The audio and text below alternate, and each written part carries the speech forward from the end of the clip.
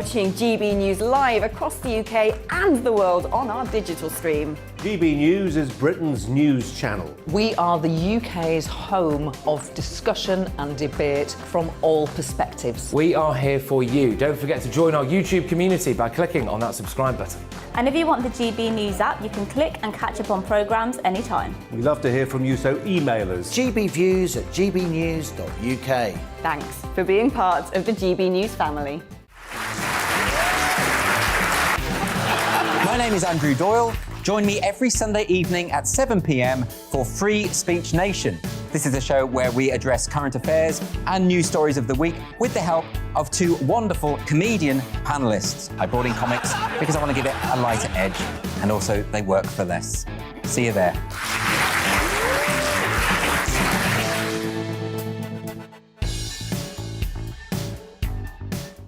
Join my show Farage, 7 p.m. till 8 p.m. Monday through Thursday, and there you will get opinion, analysis, debate, and I'll cover stories that nobody else dares to touch.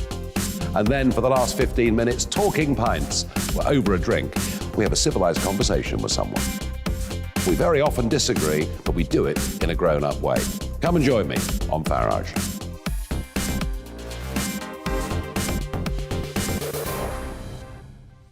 I'm Colin Brazier.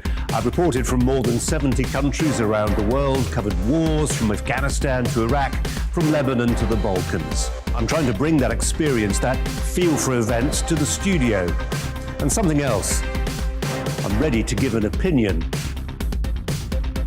Today's stories with a spark. Brazier from 8 p.m. weekdays on GB News.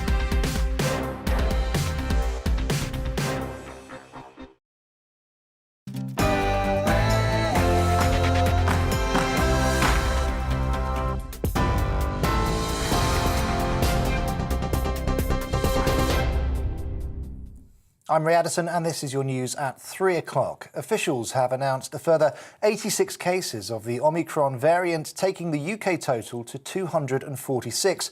It comes after the travel industry reacted with fury to rule changes, meaning all passengers arriving into the UK will need to take a COVID pre-departure test from Tuesday.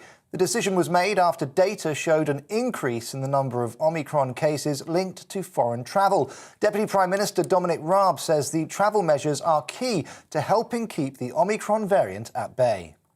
And I know that that's a burden for the travel industry, but we've made huge strides in this country. We've got 80% of those over 12 double jab now. We've got a third of the country with a third jab or a booster. We've got to take the measures targeted forensically to stop the new variant seeding in this country to create a bigger problem.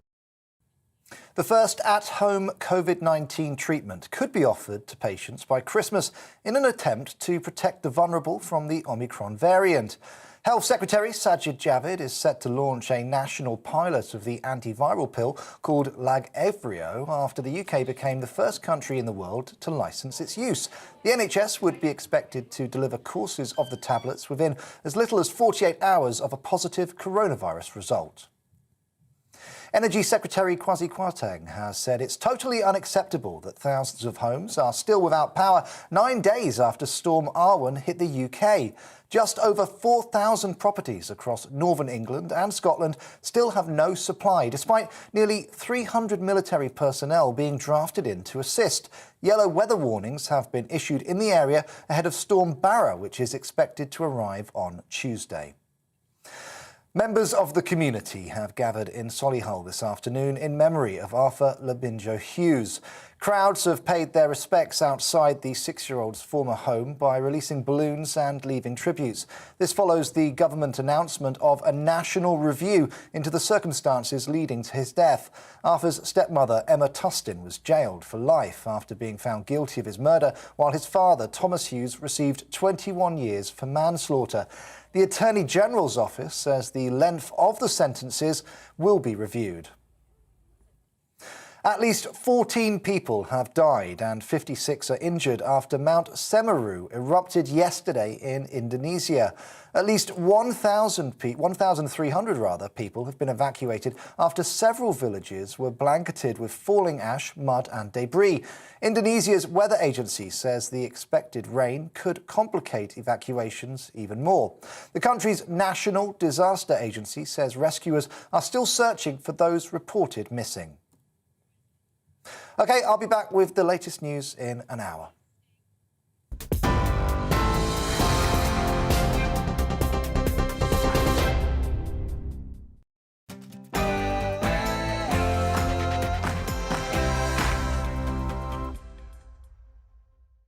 Hello and welcome to We Need to Talk About, your weekend fix, where I pose a question that needs plenty of time for discussion. And today we need to talk about abortion.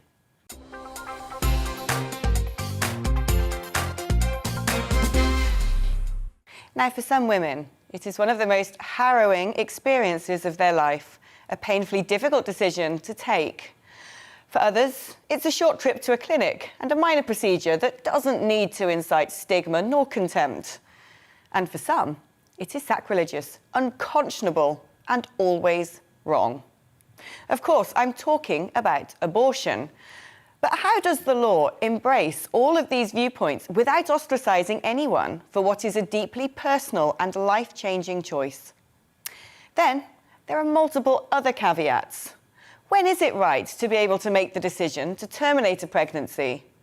What if the unborn child will be born with a life-changing disability? What if the pregnancy is a result of a sexual attack? What if coming to full term presents a risk to the mother's health? What if the father shirks all responsibility, leaving the woman to try to bring up the child completely alone? Then there's pre- and aftercare. Should women be made to wait a fortnight to contemplate their decision or get counselling after it?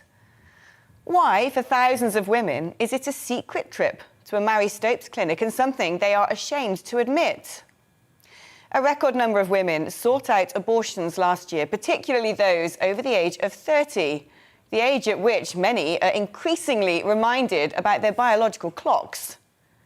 Over 209,000 abortions were recorded in 2020, with lockdowns meaning medical abortions could be carried out at home following a virtual consultation, simplifying the process at the same time as financial uncertainty swept the country. But is improving access and ease when it comes to abortion an ethical issue?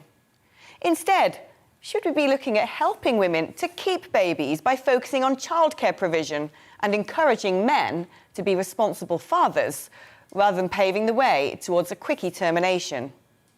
Today, over a quarter of all pregnancies are aborted, a massive spike since the Abortion Act in 1967, representing a quadrupling of cases. Meanwhile, terminations among under 18s have dramatically tumbled, suggesting while young people are more aware about contraception today, it's working-age women that no longer feel able to or are choosing not to become mothers. A damning indictment, some might say, of failing government policy on supporting women and the family. Abortion has always been contentious, and today it's no different. In some cultures, babies are killed simply for being female. In many countries, terminations are still illegal. So what's the situation here? Well, at present, there are 3 amendments being tabled to update the Abortion Act, bringing down the time limits from 24 weeks to 22 weeks, outlawing sex-selective abortion and making the abortion term limit on babies with disabilities the same as for babies without disabilities. Almost always, this debate happens within the framework of the woman's agency over her body. But what of the rights of the father? Should he get a say in whether or not a pregnancy is terminated? Or does that open the door to men dictating what happens to a woman's future? Today, we really need to talk about abortion.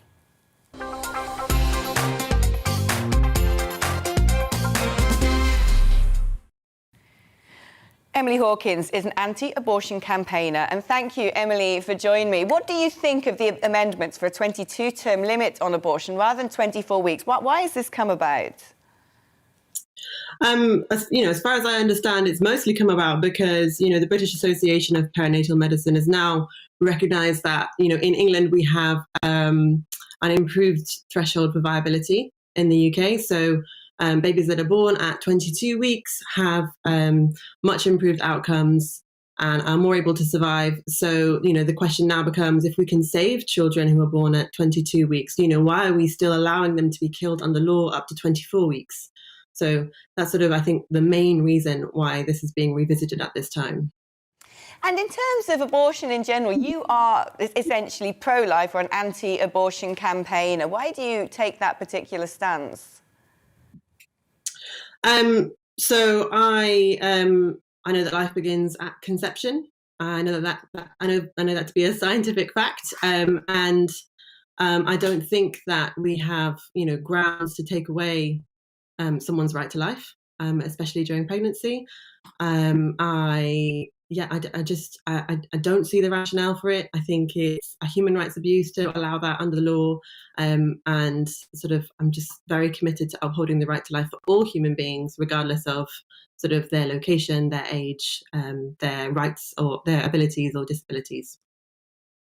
Abortion has been around since civilization, and there'll be people out there who say that for a lot of women, when they have an unwanted pregnancy, perhaps this is going to dramatically and drastically change their life to such a degree that they may not think themselves capable of providing a secure and comfortable home life for a baby.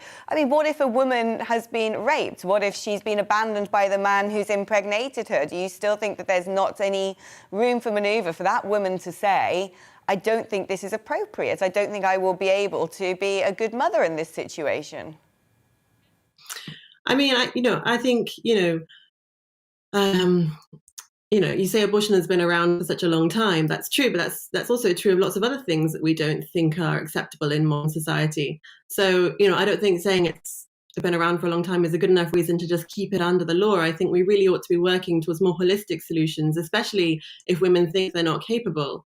I don't think we should ever accept that women aren't capable of certain things, especially if they might like to be, or it's a series of circumstances that we have the power to change, and we have the power to to make it a positive experience for women. I think it's so important to be able to create a society that actually supports women in pregnancy and that actually supports women to to say yes to life, to say that, having a child is not this barrier to existing as a woman in society, that having a child doesn't shut you out of modern life, that having a child doesn't mean you can't do things, that, you absolutely can do things and have children. I think it's a terrible narrative to say that children are an obstacle to anything. And do you think that is what fundamentally is behind the fact that abortion rates have increased hugely? And in fact, what's happened is for teenagers, at one point we used to talk about teenage pregnancies a lot in this country, and well, thankfully, they are massively falling at the moment. But it's actually women over the age of 30 who are choosing to go through with terminations, possibly because they don't think they can have it all, possibly because they do think that having a child is going to compromise their career, perhaps, or perhaps it's because men aren't sticking around anymore. I think it's definitely some of that's all together in like a nasty, vicious combination. Definitely, women feel like you get this motherhood penalty when you have a child in terms of work-life balance. There's an expectation that women will do less good work once they have children, whereas there's no such expectation that men will do that. So women sort of get challenged a bit more, and women get, it's the assumption that women will do all of the childcare, or women will be the one to stay home when the children are sick rather than the fathers. And, so there's this whole conversation to be had about making the workplace something more friendly for women, more sort of, open to working mothers, women who, want to do both, want to be at home and have, a work life as well. So, I think there's a lot of room definitely for growth and development. And I think, having abortion legal actually hinders that. Having abortion legal means that women get told if they have children, oh, well, you chose that. If you're, trying to tell your colleague, oh, I've had a really rough time because my child's been up at night, you're more likely to get a response of, well, you chose that, rather than a response of support. So, abortion being legal actually has this ramification in society where women no longer get the same amount of support because it's no longer as accepted that, childbearing and child rearing is actually something that's kind of normal and something that's part of life and something that is, that should be supported by the general community. It's become much more of an individualistic thing. And I think women really feel that lack of support, and that makes them feel less comfortable about this idea that, maybe if they have a child, then they might be on their own doing that. And I think, we have to start changing that kind of attitude, and it's up to us in our workplaces and in our friendship groups to do that. Emily, thank you ever so much for joining me and giving me your opinions on this always controversial topic. Emily Hawkins, who's an anti-abortion campaigner. I'm now joined by Dr. Callum Miller, medical doctor and ethicist. Callum, welcome to the show. Thank you. It's interesting what Emily's just said there, and it's made me wonder, as we are today discussing the fact that should the abortion termination limits come down from 24 weeks to 22 weeks, perhaps instead we should be looking at the causes of abortion. Why is it a situation today that a quarter of all pregnancies are being terminated? Yeah, well, can I first echo, if I can call them, your complaints about the impact and the ways that men are involved in leading to an abortion, whether through pressuring women, whether through being with women and then not wanting to take responsibility. We know it takes two to tango. And one of the reasons I think abortion has become common is because men are not willing to take that responsibility and thinking that it should all be put on the woman. And I think we've got into that situation where we now see, years later, the ways in which abortion has actually facilitated male exploitation of women. And another example is the amendment that's been put forward today on sex-selective abortion. We know around the world there are nearly 2 million sex-selective abortions every year, which eliminates almost entirely baby girls. And we know this is one of the most powerful tools the patriarchy has around the world to eliminate the voice and the presence and the visibility of women. And so I know we're probably sick of hearing about how we should follow the science over the last 2 years, but actually I think that's what these amendments do. They take something that is a controversial topic, but then takes things we can all agree on, things like abortion beyond viability, and there are a couple of thousand of those each year in the UK. Sex-selective abortion, we know that occurs. Disability-selective abortion at any point up until birth. I think these are all things we can all agree on that shouldn't be allowed, because they undermine the place of women in society, they undermine the place of disabled people in society, and ultimately they're inhumane to a viable baby. And so I think this is a great opportunity for people who are on both sides of the debate to come together and agree on at least some common scientific, humane amendments that can at least moderate what has now become a very extreme law 50 years later. Why do you think it's an extreme law today? Well, so for example, you can have an abortion for any reason, in effect, up until 24 weeks, when just a week ago it was announced viability is now down to 21 weeks. The most premature baby in the world was born about a year ago, and it has just been announced, and that was 21 weeks. After 21 weeks, there are about 2,000 abortions in the UK still every year, the majority of which are still for the same reasons as earlier abortions. They're not for those extreme situations, even though some of them obviously are. When it comes to abortion beyond 24 weeks, that can be done for any disability or even a chance of a disability. So if you have a significant chance of having Down syndrome or even cleft palate or club foot, abortion is possible at any point up until birth. Now, this involves a procedure technically known as feticide, which the clue is in the name. It involves the ending of a life. And this has been described in academic journals by providers who have done feticide. In their own words, they describe it as stabbing the baby in the heart. They say it's brutal and horrific, and they say that they became sick out in the corridors after doing it. And so, again, you don't have to have everyone in agreement on the fundamental question of abortion, and I expect we won't have that for a very long time, if ever. But these are common sense, compassionate measures that I think everyone can agree on, because I think most people, when they find out the reality of abortion in 2021 in the UK, they do realise that it is extreme and radical, and they do think that we need some more regulations. And do you think that there is perhaps, when it comes to women choosing early on in a pregnancy, that they don't want to become a mother for whatever reason, whatever it is private to them, that this should be a conversation between both parents, or is it a woman's choice to make that decision alone? Because fundamentally, she is the person, she will be the body compromised, the person going through all of the burdens of pregnancy and childbirth, and frankly, she'll be the person ultimately left to bring up the child if the man decides he's not interested. Well, absolutely. I think we have to have women at the forefront of this debate, and we should be making sure that we don't exclude women's voices, and that we should be having their experiences shared and their opinions shared very much. And we should never be trying to get rid of that or trying to talk over them. But at the same time, I think, all pregnancies involve a man and a woman.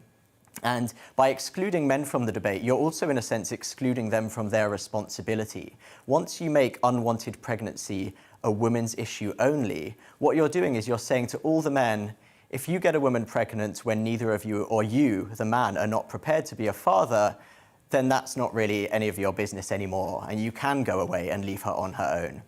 And I think what we found is that many women feel that they've been abandoned by this mentality of saying, pregnancy and unwanted pregnancy are only a women's issue. Men shouldn't be involved. And actually, I think it enables men to have that mentality where they can avoid that responsibility. So I think it's vitally important that they're included at the same time. And thank you as a man for coming in and talking to us today. You've had really interesting viewpoints. Thank you. Appreciated. Well, let's talk now to Mara Clark from the Abortion Support Network that helps people access safe abortions. Mara, hello, welcome to the programme. I hope you've been able to hear what some of my previous guests have been saying. Do you think that we need to be reopening the abortion bill, changing the legal limit to being able to opt for termination to 22 weeks, or should we just let everything be as it currently is? I think actually we need to further decriminalize abortion, which probably comes as no surprise. So the current limit in the UK has been agreed upon by the RCOG, the Royal College of Obstetricians and Gynecologists, and the British Medical Association, and all those other people. There was a push a while back to bring the legal limit, which used to be 28 weeks, down to 24 weeks. There have been many, many, many attempts to bring the time limit down further over the last, I've been living in this country for 16 years. And every time the medical establishment comes back and says, actually, no, it's okay where it is. I also find it interesting that the previous guest was talking about our radical extreme access to abortion, because actually you need to get 2 doctors to sign off before you can have a termination.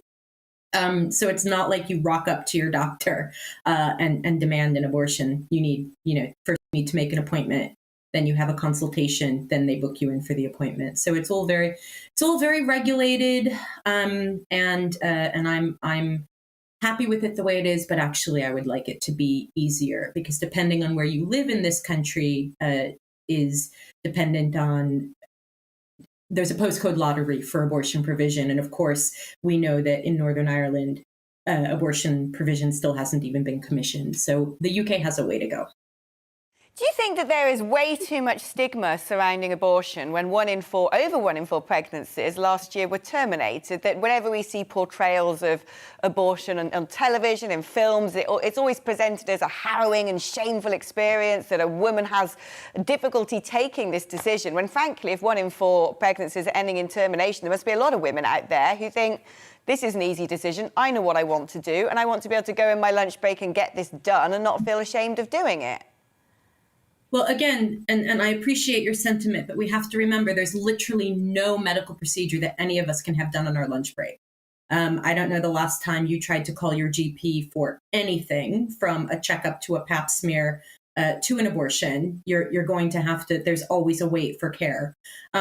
So I do think that there is too much stigma against abortion. The Abortion Support Network largely works with people who live in countries where abortion is severely restricted or criminalized, such as Poland. In Poland, which does have a very restrictive abortion law, they have in the last few months allowed 2 women to die of sepsis rather than give them abortions that would save their life. So I think that restrictions and criminalization are a slippery slope. I know from my work that when you restrict abortion, people who have money and resources will be able to access them.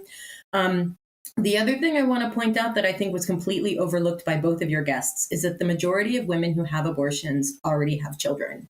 They like to paint this idea of like these feckless women who are going out and having sex and having, and having abortions. And when actually the majority of women who have abortions already have at least one child. So these are, grown people who know what it means to have and raise a child. And they are making the very mature and practical decision as to whether or not they can care for a child or another child at this stage in their lives. And for me, that's a moral choice.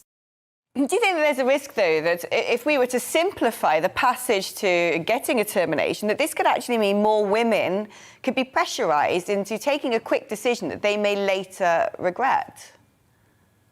And again, this is like you're a woman. Do you take decisions about your body lightly? I would like to trust another woman the same way I would trust myself or my child, to make, because I'm a parent, or my best friend to make a decision. And this whole idea that, they might regret it. I mean, I am divorced, but that doesn't mean I regret having been married. And there was a big study done in the States where they followed about 10,000 women over 10 years after having an abortion, and 97% of them did not regret their abortions. They might regret the circumstances that led them to have an abortion at the time, but they don't regret the abortion itself. And I'm not like, I don't think everybody who gets pregnant should have an abortion. I just feel like there's so many barriers to access, so many more barriers than exist in any other stage of healthcare. It's more regulated than literally anything else that you can do. Mara Clark, thank you ever so much for coming on and sharing your views on this often controversial topic. That's Mara Clark, who's from the Abortion Support Network. You've just heard from anti-abortion campaigner Emily Hawkins, Mara Clark from the Abortion Support Network, and the ethicist Dr. Callum Miller. After the break, I'm continuing this conversation with the journalist and author of What Women Want, Ella Whelan, Catholic chaplain Father David Palmer, and the writer Jenny Holland. See you in a couple of minutes.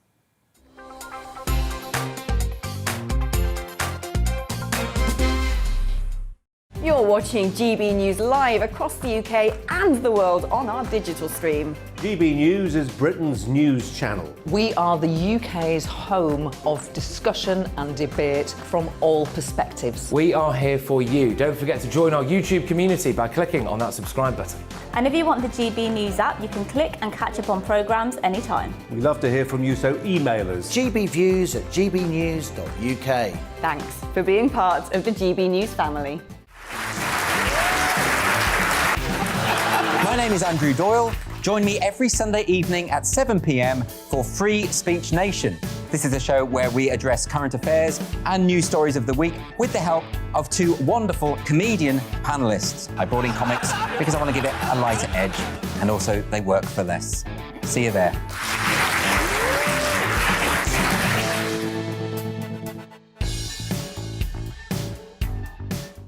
Join my show Farage, 7 p.m. till 8 p.m. Monday through Thursday. And there you will get opinion, analysis, debate, and I'll cover stories that nobody else dares to touch.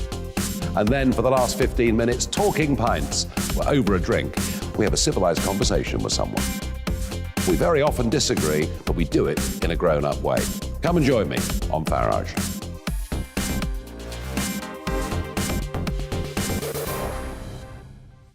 I'm Colin Brazier. I've reported from more than 70 countries around the world, covered wars from Afghanistan to Iraq, from Lebanon to the Balkans. I'm trying to bring that experience, that feel for events, to the studio. And something else, I'm ready to give an opinion. Today's stories with a spark. Brazier from 8 p.m. weekdays on GB News. Join us for Political Correction. We're here every Sunday to correct politics and put you, the people, back in charge. We talk about all areas of the United Kingdom, including Northern Ireland. Our debate goes way beyond the Westminster Village. It's about the real country. It's about your opinion. So please, we want you to tell us what you think. This is Political Correction. Every Sunday morning from 10 a.m. here on GB News.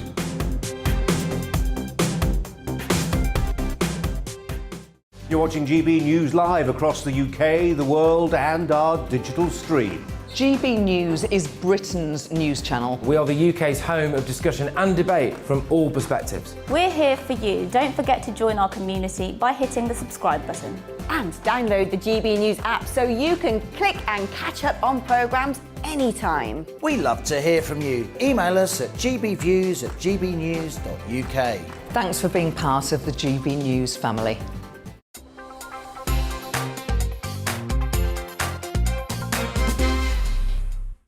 Millions of women have gone through it, either privately at home, taking 2 pills and waiting for the body to evacuate the developing pregnancy, or a surgical procedure carried out either with or without anaesthetising the patient first. For those who have gone through it, it may leave mental scars and psychological distress. For others, it is a simple procedure representing their freedom of choice about which no shame should be felt. Why is it then that whenever we see it dramatised, despite it now being the fate of over a quarter of all pregnancies, we are repeatedly presented with the trope of a psychological struggle with a woman weeping in agony, reinforcing a context of shame, rather than what is probably a more accurate portrayal of termination, which would be a woman popping down to a clinic on her day off? Is this negative reinforcement accurate, perhaps even necessary when talking about the sanctity of life, or an abusive and sexist trope that does not belong in the 21st century? We're asking the tough questions today on abortion as the UK once again seeks to add amendments to the 1967 Act that changed the fate of millions of women over the past 5 decades.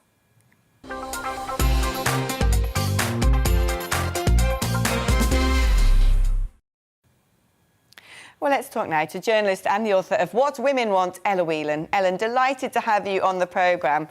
First of all, do you think that there's far too much shame and stigma that surrounds abortion today? And every time it comes up, you know, women feel like they can't confess to having done it, and many women still have to seek solutions in the private sector with charities such as Marie Stopes. Well, I think you make a really important point that abortion is often seen as a procedure that leaves women with lifelong scars, and you've described how it's often dramatized. But in reality, the vast majority of abortions are done at a very early stage in the pregnancy. Indeed, we've seen throughout the pandemic the introduction of telemedical abortion, which means, unlike before, where women would have to go into a clinic to take tablets, they can now take the medicine they need to have an abortion at home, and it can be relatively simple. And for many, many women, it's relatively painless mentally and physically, and it's their preferred choice. It's what they want to do. Of course, there will be lots of other women for whom it is and particularly for women who have to have abortions when there is a wanted pregnancy in cases of fetal abnormality or other complications, it's a very painful choice. The key point is that it is completely contextual on the personal basis of that woman. No two cases are similar, just like no two women are the same and identical, clones of each other. Every woman's reaction to their pregnancy and personal choice about it will be personal to them. And therefore, that's why other pro-choicers think that no one should have a say in what woman does with her body and does with her pregnancy other than her. And what's quite remarkable, over 1 in 4 pregnancies are now terminated, but the most recent statistics show that the majority of abortions are going up now with women over the age of 30, around the time, actually, that a lot of the media are telling women that they must listen to their biological clocks. Yet among teenagers, it's drastically dropping. What does that indicate to you about the state of society and actually whether women's needs are being listened to? Well, I think people often panic about the rates going up, whether it be in relation to abortion. I think it sends a very positive sign that women are able to access the services they need in order to make the decisions that they want to make in order to plan their lives. I mean, we know, rates of teenage pregnancy reflect a healthier approach to contraception. But indeed, rates of abortion show that everyone who's ever had sex knows that contraception isn't fail-safe, that sometimes mistakes can happen, sometimes contraception fails you. And indeed, sometimes you feel differently. Sometimes women change their minds in the course of a number of weeks, relationships fail, all kinds of life happens, all kinds of things happen. I think that we should really be looking towards thinking differently about abortion. I think it's too long been characterized by the opposite side to myself, to the anti-choice side, as something that's an abhorrent, removal of life, as something that's terrible, that's painful. I mean, anti-choicers often like to paint women who have had abortions as traumatized and abused. But in fact, I think we need to see abortion as what it is, which is a medical procedure, but an important part of women's healthcare. And so I would like to, you talked when you were introducing this segment about a change in the law. While the 1967 Act has its place in history and has done a huge amount to open and widen the access to abortion services for women in this country for many, many years, I think it's now time to look at that again. And indeed, I would scrap the 1967 Act completely and decriminalise abortion in its entirety, so that it is regulated in the same means as other medical practices. And that really the way to ensure that it's a safe and moral and ethical procedure is to leave it up to a woman to have discussions with her doctor and make her own personal choices. I think it's a really exciting time, I think, because at the moment, a polling just done recently by Census-Wide, commissioned by the British Pregnancy Advisory Service, shows that public support for a woman being able to make her own decision about her body, that's the phrase that was used, is up in the 70s and 80s%, that across the political spectrum, Conservative and Labour, people support a pro-choice position. I think the time is ripe now to have a debate about what we think, whether or not we think abortion law in this country is out of date. And I think it's time for people who are of a pro-choice persuasion to start making the case that we're actually, despite the fact that the 1967 Act provides some access to abortion, not many people in this country know that some access, and you use the term sexist, involves a woman going to two different doctors, essentially convincing them that she's either mad or in some way unwell because of her pregnancy, and essentially legally begging for an abortion. Now, in a civilized country in the 21st century in which we're supposed to care about women's freedom, that doesn't sit right with me. I think we need to change that. Ella, thank you so much for coming on today. We always love talking to you. Ella Whelan there. Well, let's talk now to Catholic chaplain Father David Palmer. You're chaplain of the University of Nottingham, but initially you were blocked from taking up your role for your beliefs, including those on abortion. I realise this is such a contentious issue, but if you could outline where you stand in terms of a woman's right to choose to terminate a pregnancy.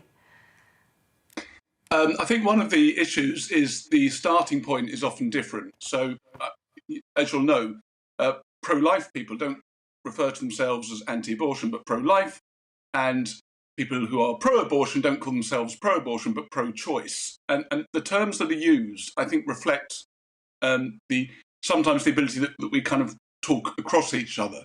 So, from a Catholic point of view, life is sacred, and therefore life is to be cherished, respected, protected. And that's because we believe that life is created, humans are created in the image and likeness of God. So then the question comes, well, if life is sacred, at what point does life start? And as someone said earlier on this programme, the only place that a new life comes into being, a new being comes into being, is at the moment of conception. Beyond that, it's a progression, a development, continuous development, but the human life is there. So if one actually believes that life is sacred, then it has to be protected. And the Church teaches that that's inviolable, that this is unchangeable teaching. Then the issue about the women's right to choose, I suppose, absolutely we need to support women. I think part of the problem is the society doesn't do that very well. And indeed, in my parish, a group has just set up recently a crisis pregnancy centre where we actually, women that want to access us, we actually have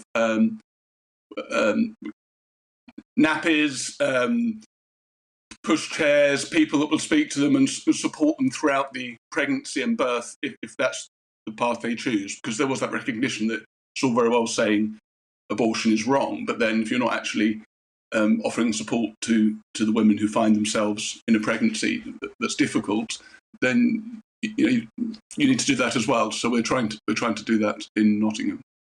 I mean, does that suggest then that where we have a situation now where a quarter of all pregnancies, more than a quarter of all pregnancies are being terminated, there are women out there who feel like they do not have the bandwidth, the ability to be able to bring up a child? Is that, do you think, a huge part of this problem? That actually we've slipped into a society where men can be feckless and reckless and women don't want to be left holding the baby? Yeah, I think that is part of the problem, and I'm all for men being held to account. You know, I think if a man has fathered a child, then he should have a legal responsibility to support that child, even in a situation perhaps where the couple are broken up. That, you know, if it's decided you can't see the child, I don't know, whatever. But your responsibility as a parent, you shouldn't be allowed to just dispense with it. And I think, I can't say for all women, but there's lots of women who just think I haven't got the resources emotionally, physically, materially to actually deal with this now. And I think as a society, rather than our first response being, well, in that case, kill the baby, we should be saying, well, okay, can we help? Can we do something as a society to support you in this process? But what about when it's actually a quite extreme circumstance? For example, a woman who has become pregnant as a result of a sexual attack, or a woman whose own life is at risk if they take a pregnancy to full term. I mean, in those situations, is there a caveat that says, well, you know, considering how traumatic or how dangerous that might be to the woman's own health, that actually having an abortion might be something that could be considered? Well, what the church would teach is that the direct abortion, the procurement of a direct abortion, either as a means or an ends, is always intrinsically evil. Now, in the example you give of a woman's life in danger, if the procedure to save the woman's life actually, as an indirect result, can lead to a miscarriage or then that there is a sort of moral licitness in that situation. Rape, people bring up rape or sexual assault, which is completely understandable, and I accept that's an extremely hard situation, and I know this from personal experience of people I know in my life. But it's nevertheless, the church would say that, you know, that the baby is also a victim. But the other thing to bear in mind, of course, is that abortions being procured because of rape are extremely rare, and as you know, there's over 200,000 abortions last year. The vast, vast majority of abortions have nothing to do with rape or sexual assault. Father David Palmer, thank you so much for coming on today and giving us your candid viewpoints on this sensitive topic. We can now talk to the writer Jenny Holland, who lives in Northern Ireland. Thank you for joining me. I mean, Jenny, the situation in Northern Ireland has been quite different to that of the rest of the UK for quite some time, hasn't it? But we started to see the clouds part a little bit and perhaps a ray of hope poking through for those women who are pro-choice. Yeah, actually, the last couple of years, both the north and the south of Ireland have legalized in different ways access to pregnancy termination. The South, of course, did it with a referendum that was voted overwhelmingly in favor, and the North by an act of Parliament. So not as democratic, but still, in effect, the same result, which is that women here can access abortion up to 12 weeks now. So considerably less time than in the rest of the UK. Do you think that needs to be further liberalised then? Do you think that actually we should get into a situation where Northern Ireland is on a par with the rest of the UK and women can seek to have a termination up until, as it currently stands, 24 weeks? Actually, I surprise even myself to say this, but my views, although I've always been and remain pro-choice, I am a little skeptical now of such long term limits or time limits. I think that I don't know where the line is exactly, but it's somewhere between 12 and 24. I think the vast majority of women realize much earlier, even than 12 weeks, that they're pregnant. And in the case of an unwanted pregnancy, should do their utmost to make a decision and make the necessary arrangements as soon as humanly possible. I thought what Ella Whelan was saying was very interesting, and I agree with much of it. Except for I don't really believe that there's that much stigma attached to abortion anymore.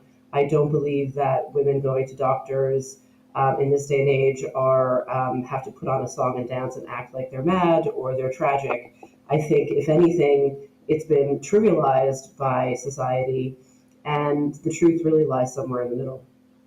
And when you say it's trivialised by society, do you think that we're missing something here? Because we talk about abortion itself rather than talking about the causes of abortion, the reasons why women are going through with so many terminations. Do you think that we've actually dropped the ball and that we should be looking into the wider picture here, the macro picture, and saying something's going wrong when so many women are deciding not to become mothers?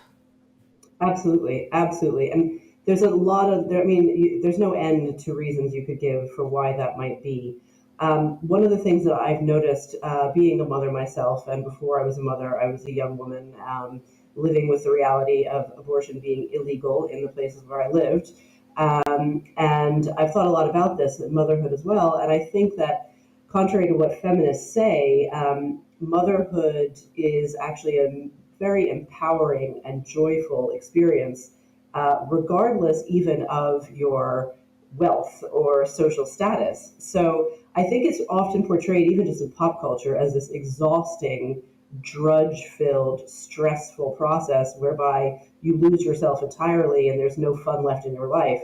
And I just think that seems to be like the dominant image of what motherhood is. And going alongside that, we've told young women, put off having children until their 30s, and it's not the be all and end all. It's not the greatest achievement for a woman, and that's fine. If that's your opinion, that's absolutely fine.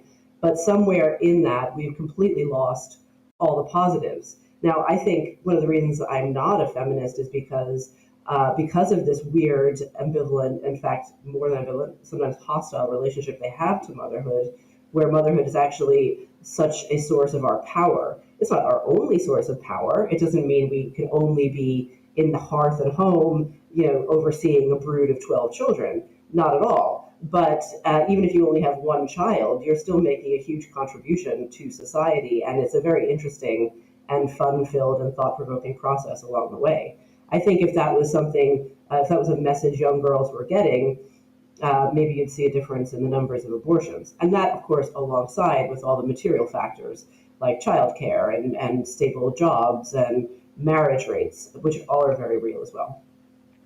In some countries, they make women on the first appointment of going to see a doctor to say, I want to seek an abortion. They make the woman wait for 2 weeks to contemplate that decision. Is that the sort of process you'd like to see here? And then perhaps counselling and support offered, which could help women determine how they might take the path towards motherhood?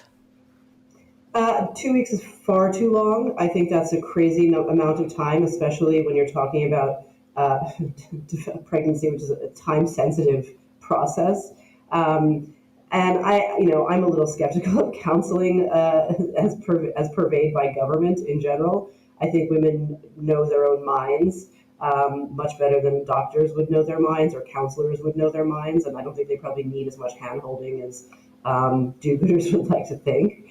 Having said that, where I have become more conservative is that I do think that the thing that has gotten lost in the debate, the woman has been prioritized, which is fair, especially given the situation we were in the 50s and 60s and before that, which was pretty terrible for women. But what's now getting lost is the fact that the pregnancy is a human life and it is going to develop into a baby, and that is certainly happening by 24 weeks.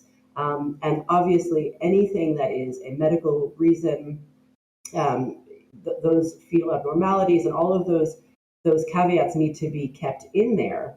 But I would be really, really reluctant to say it's fine, you can just have an abortion at 24 weeks because you've just decided at 24 weeks that you don't want to be a mother. I would have deep moral qualms about that. Jenny, thank you so much for joining me today. Do you know, I often wonder how in the 21st century there aren't creches in more offices. I mean, when half the population potentially go on to become mothers, it seems crazy that that is not accounted for. Jenny Holland, there, writer in Northern Ireland, discussing the situation about terminations over there. You've just heard from the journalist and author of What Women Want, Ella Whelan, Catholic chaplain, Father David Palmer, and the writer, Jenny Holland. After the break, I'm continuing this conversation with your views on abortion. See you in a couple of minutes.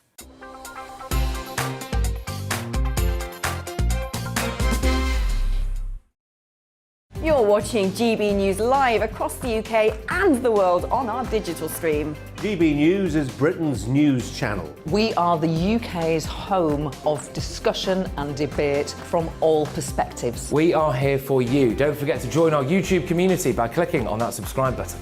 And if you want the GB News app, you can click and catch up on programmes anytime. We love to hear from you, so email us. gbviews@gbnews.uk. Thanks for being part of the GB News family.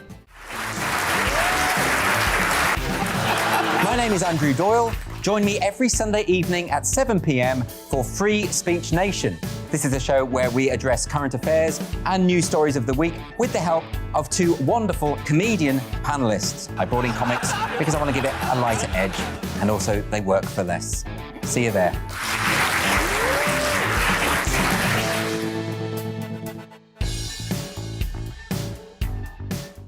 Join my show Farage, 7 p.m. till 8 p.m. Monday through Thursday, and there you will get opinion, analysis, debate, and I'll cover stories that nobody else dares to touch.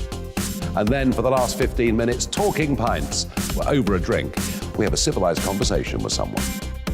We very often disagree, but we do it in a grown-up way. Come and join me on Farage.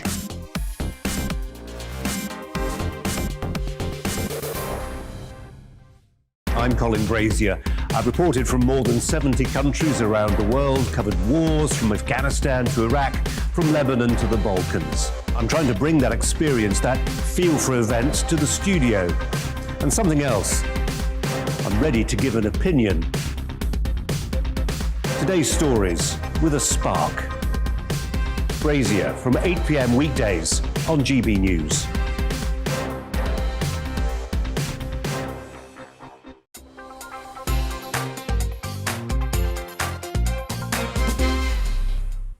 An amendment to the healthcare bill is calling for the abortion term limit to be reduced from 24 weeks to 22 weeks. Earlier on the show, we spoke to Dr. Callum Turner, who outlined and questioned some of the reasons why women choose to have abortions. Got into that situation where we now see, years later, the ways in which abortion has actually facilitated male exploitation of women. And another example is the amendment that's been put forward today on sex-selective abortion. We know around the world there are nearly 2 million sex-selective abortions every year, which eliminates almost entirely baby girls. And we know this is one of the most powerful tools the patriarchy has around the world to eliminate the voice and the presence and the visibility of women. And so I know we're probably sick of hearing about how we should follow the science over the last 2 years, but actually I think that's what these amendments do. They take something that is a controversial topic, but then takes things we can all agree on, things like abortion beyond viability, and there are a couple of thousand of those each year in the UK. Sex-selective abortion, we know that occurs. Disability-selective abortion at any point up until birth. I think these are all things we can all agree on that shouldn't be allowed, because they undermine the place of women in society, they undermine the place of disabled people in society, and ultimately they're inhuman. Meanwhile, Mara Clark expressed her support for extending the term limit for abortions. I think actually we need to further decriminalize abortion, which probably comes as no surprise.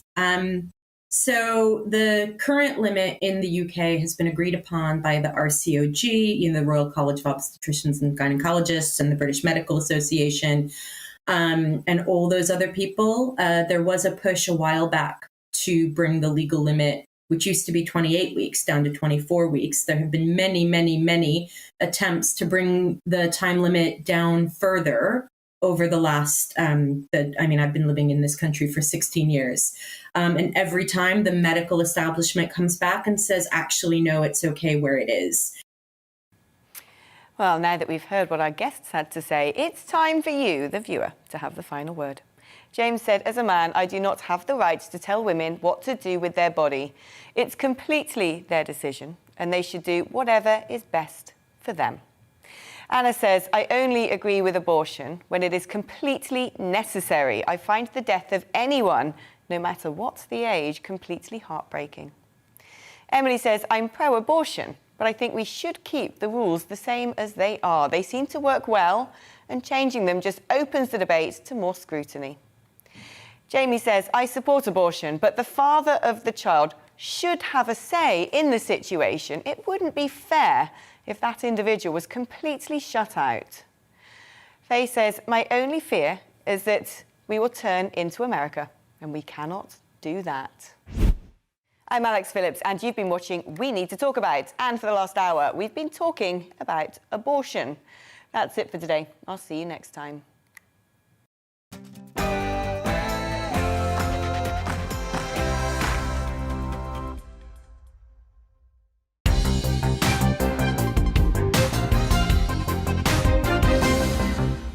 You said that you wanted to campaign on one-punch assaults, the one-punch assault which killed your dad, and that whatever you were going to do in your life and your job, that was going to be something that you were going to campaign on. How are you doing that in Parliament? So I set up in February this year the all-party parliamentary group for one-punch assaults. So we've pulled together a load of people, MPs of all parties, but we're working with a great charity called One Punch UK, led by an excellent woman called Maxine, who lost her own son to a single punch assault. And we're running an inquiry at the moment, basically to try and investigate the issue. We're talking to victims who were left with life-changing injuries. We're talking to the families of victims who passed away, hoping to talk to some perpetrators, police officers, lawyers. We're really trying to bring together a wealth of evidence. Did your family get justice? Not at all. It certainly didn't feel that way to us. And I can't fault, the jury or the judge or anything like that. But the guy pleaded self-defence and was found not guilty, which is... There was contradictory witness evidence, which made it very difficult to prove. Nothing happened to the person who punched your dad and killed him? No, not for what he did to my dad. The least you can expect is a sense of justice. Yeah, you just feel kind of... You've lost this incredible person who's kind of so core to your life, and then there's no outcome. It just, it just happened. There's no justice, so that's kind of what spurred me on to really do something about it. And I want to improve it so that other people don't have to go through the feelings that myself and my family did. You must think about your dad every day. I do. My dad and my nan, to give her so much credit as well. She brought my dad up initially as a single parent. She worked God knows how many jobs to get him through, and she was honestly one of the most incredible, hardworking, resilient, but fun people I knew. So between the pair of them, it's kind of no wonder I turned out the way I did. And the sad thing is just that neither of them were there to kind of see this happen. It would have been great to kind of share the achievement of winning the election, doing the maiden speech and all those things with them.